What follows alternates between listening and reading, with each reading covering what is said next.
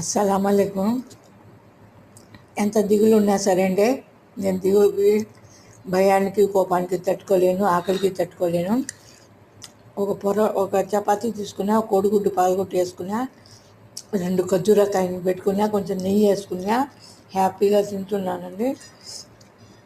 తినేటప్పుడు తినాలా, కొట్టేటప్పుడు కొట్టాలా, పెట్టేటప్పుడు పెట్టాలా. ఆకలికి చచ్చిపోయి ఆలోచించి ఏం చేయలేము. అందుకనే తింటానే మాట్లాడుతున్నానండి. నా మొహం మా ఇంట్లో అందరికన్నా తిండిపోతుందని నేనేను. మా నాయన నేను కరెక్ట్ టైంకి అన్నం కావాల, కోపం వచ్చిందంటే ఏం తిట్టనండి. తినేసంతసేపు తినేసేది. మా అమ్మ ఉన్నప్పుడు తినేసిన తర్వాత ఆ ప్లేట్ కడగాల్సి వస్తుందని కింద కొట్టేస్తాను. మా అమ్మ గమ్ముగైపోతుంది, మా నాయన కూడా గమ్ముగైపోతాడు. ఈ రాక్షసు ముండతో ఎందుకు లేని అట్లా దెయ్యం లాంటి దాన్ని నేను, మనిషిని కాదు.